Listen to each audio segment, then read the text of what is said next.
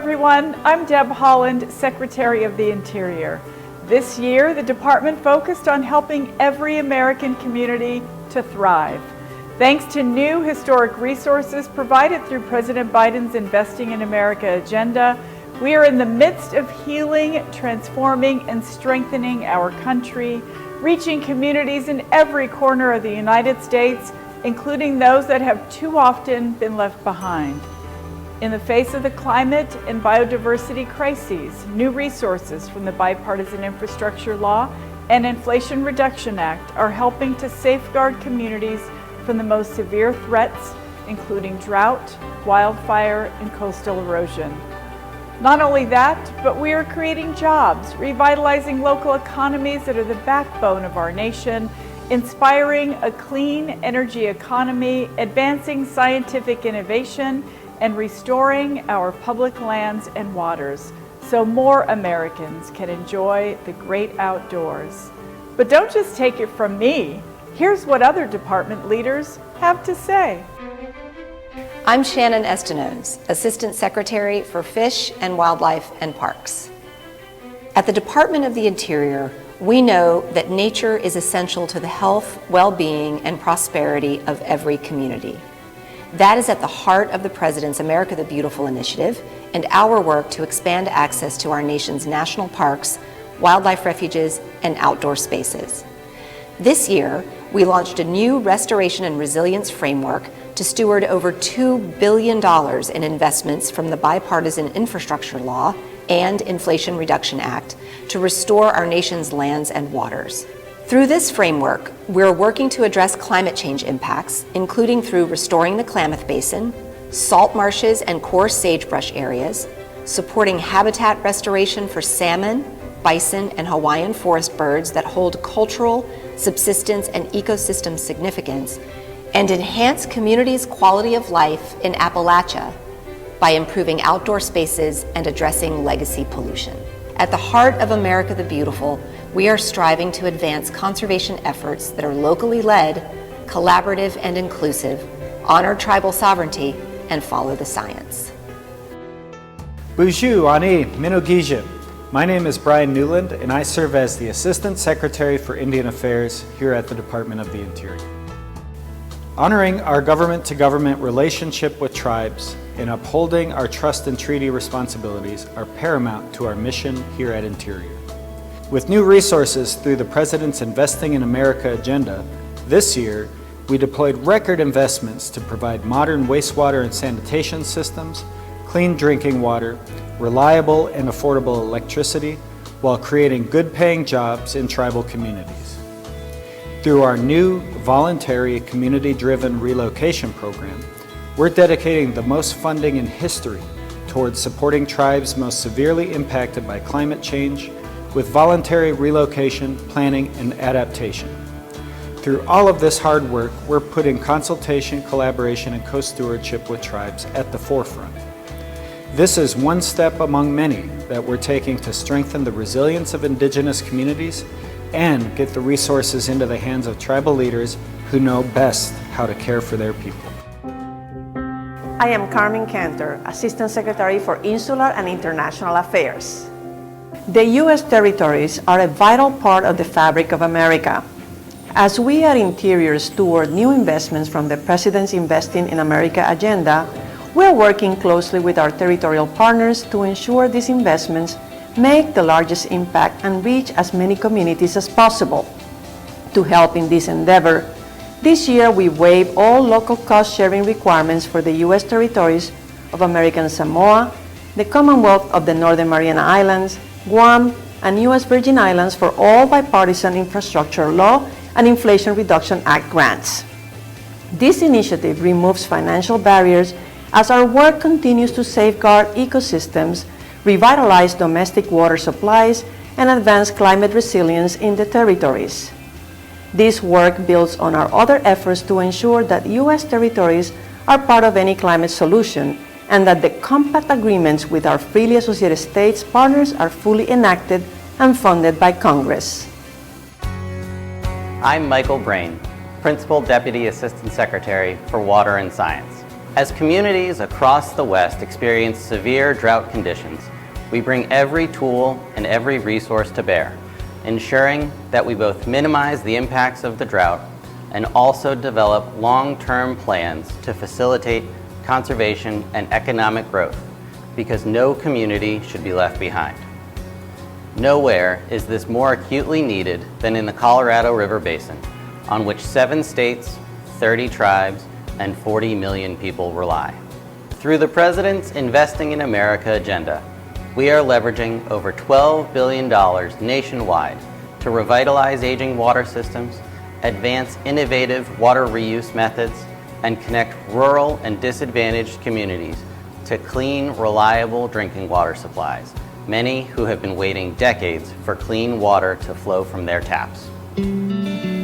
I'm Joan Mooney, Principal Deputy Assistant Secretary for Policy Management and Budget. As climate change drives longer lasting, more intense, and more destructive wildfires across the country, we're putting resources from the Bipartisan Infrastructure Law to use in supporting our wildland firefighting workforce and increasing the resilience of lands that are under the most direct threat. This year, in partnership with the U.S. Department of Agriculture, we launched development of a joint behavioral health program for wildland firefighters. We also implemented temporary pay increases for all wildland firefighters, and we're working with champions in Congress to make them permanent. To more effectively prepare for and respond to wildland fires, the Wildland Fire Mitigation and Management Commission, which Interior co-chairs, also released a report with a comprehensive set of recommendations outlining strategies to chart a new path for collaborative wildland fire management, a path that responds to the growing challenge of wildland fire that the climate crisis exacerbates. I'm Steve Felgus, Deputy Assistant Secretary for Land and Minerals Management. Through the President's Investing in America agenda, we're implementing the largest investment in tackling legacy pollution in American history. Millions of Americans live within 1 mile from a toxic abandoned coal mine or orphaned oil and gas well. Not only are these sites environmental hazards, but they also jeopardize public health and safety, lead to flooding, and can cause sinkholes that harm neighborhoods, roadways, and wildlife. With historic new resources, states, tribes, and federal land managers have remediated over 6,000 orphaned oil and gas wells and reclaimed hundreds of abandoned mines, creating jobs and revitalizing local economies in the process. This year at Interior, we also established a new Orphan Well Program Office to help with effective, accountable, and efficient implementation of this program, making it easier for our partners in this work to get boots on the ground as quickly as possible. I'm Bob Anderson, Solicitor of the Department of the Interior. The Upper Columbia River Basin historically supported abundant wild salmon, steelhead, and native resident fish populations, which supported and sustained thriving tribal cultures and communities. Since time immemorial, members of these tribes and their ancestors stewarded these native species and relied upon their abundance as the staples of their daily diets and ceremony. Yet for decades, entire swaths of this region have been cut off from the salmon that rely on the river to complete their journeys to the sea and back again. This year at Interior, we finalized an historic agreement that will support tribally led efforts to restore healthy and abundant salmon populations in the Upper Columbia River Basin and safeguard cultural and spiritual practices in the region. This agreement will support our work to honor federal commitments to tribal nations, deliver affordable and reliable clean power, and meet the many resilience needs of stakeholders across the region. I'm Laura Daniel Davis, Acting Deputy Secretary. Partnerships are core to everything we do at the department. States, tribes, local and federal partners are key to leveraging the historic resources from the President's Investing in America agenda to strengthen the communities we serve. From collaborative conservation to investing in Indian country to ensuring community resilience across our nation, we spent this year working hand in hand with partners to make sure that we were developing programs that had the benefit of their feedback. Invaluable perspectives from farmers, ranchers, outdoor recreation enthusiasts, water users, workers, and labor leaders, conservationists, and so many others informed our efforts. As we implement once-in-a-generation investments provided through the Bipartisan Infrastructure Law and Inflation Reduction Act, we will continue to work together to get these resources to the communities who need them most. Our work is far from over, but I'm so incredibly grateful for all that we've accomplished this year. None of this would be possible without the more than 65,000 career employees and contractors who are the backbone of our team. Together, we are building a brighter, more equitable future for everyone. Here's to an incredibly productive 2023 and endless possibilities for 2024.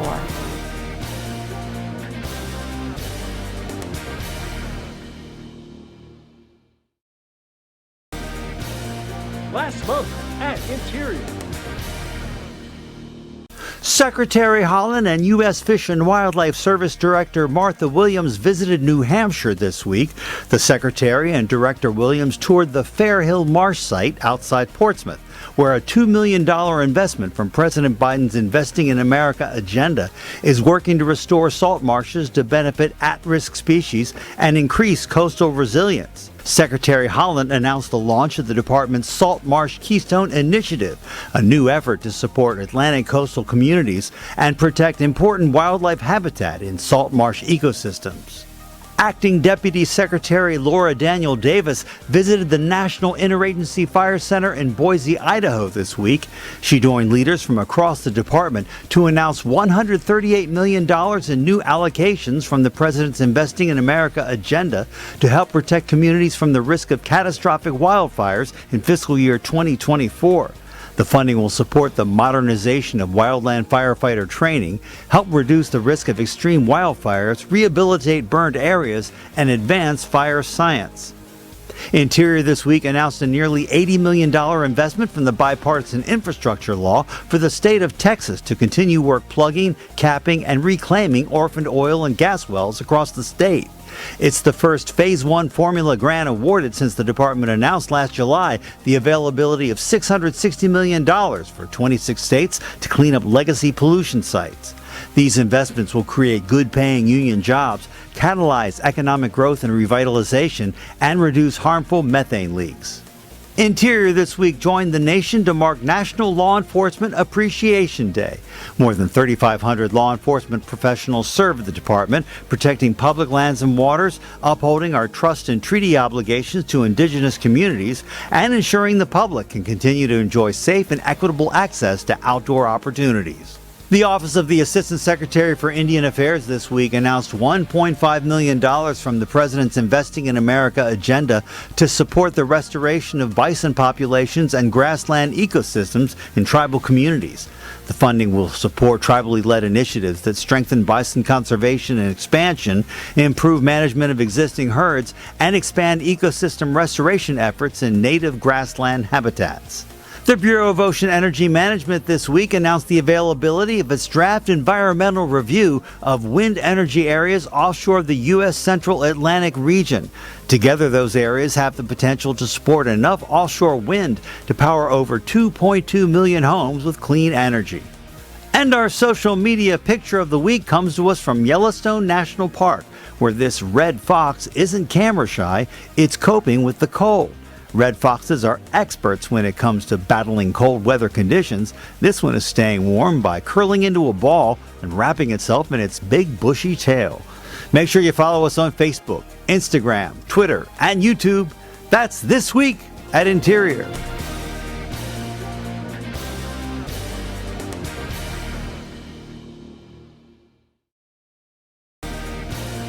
Last month at Interior.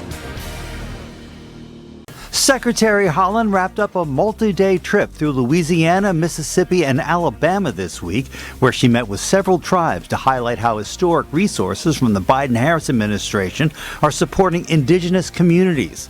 In Louisiana, she visited the Chitimacha tribe, Coushatta tribe, Tunica Biloxi tribe, and Jina Band of Choctaw Indians. hearing firsthand from tribal members about ongoing work to invest in community infrastructure and the impact of administration funding.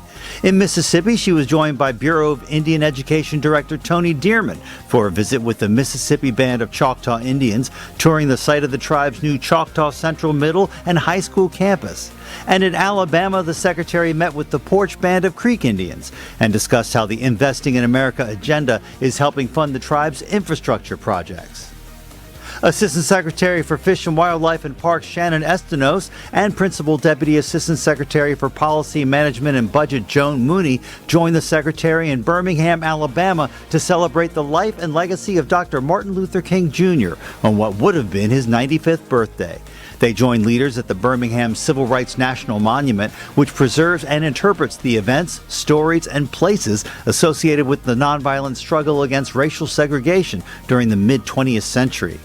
Acting Deputy Secretary Laura Daniel Davis and Bureau of Land Management Director Tracy Stone Manning this week announced a proposed updated roadmap for solar energy development across the West, designed to expand solar production in more western states and make renewable energy siting and permitting on America's public lands more efficient. The BLM also announced the next steps on several renewable projects in Arizona, California, and Nevada, representing more than 1,700 megawatts of potential solar generation and 1,300 megawatts of potential battery storage capacity.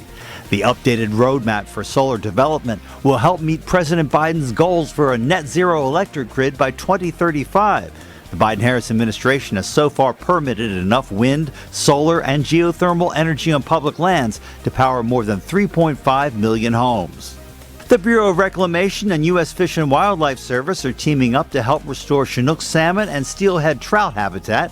This week they announced up to $40 million in grants for projects in California's Central Valley that will create or modify existing habitat for spawning and rearing young. The U.S. Geological Survey this week revealed its latest National Seismic Hazard Model. The new model shows that nearly 75% of the United States could experience damaging earthquake shaking based on insights from seismic studies, historical geologic data, and the latest data collection technologies.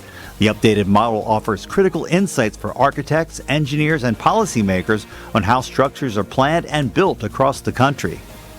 The Office of Surface Mining, Reclamation, and Enforcement announced nearly $9.7 million to create good-paying jobs and catalyze economic opportunity by reclaiming abandoned mine lands in Wyoming. Millions of Americans nationwide live less than a mile from an abandoned coal mine. The president's bipartisan infrastructure law allocates $11.3 billion in abandoned mineland funding over 15 years. The Office of Assistant Secretary for Indian Affairs announced the selection of 2 new tribes for the Tawahe Program Social Services Demonstration Project. The Leech Lake Band of Ojibwe in Minnesota and the Oglala Sioux Tribe in South Dakota will join 8 locations that currently have programs. Tawahe is a Lakota language word that means family. The Tawahe program increases access to family and social services. And our social media picture of the week, the racetrack at California's Death Valley National Park. The dry lake bed is best known for its strange moving rocks, helped along by a rare combination of ice and wind. We're not talking pebbles either. Some of those rocks weigh up to 700 pounds and have traveled over 1,500 feet. Make sure you follow us on Facebook, Instagram, Twitter, and YouTube. That's This Week at Interior.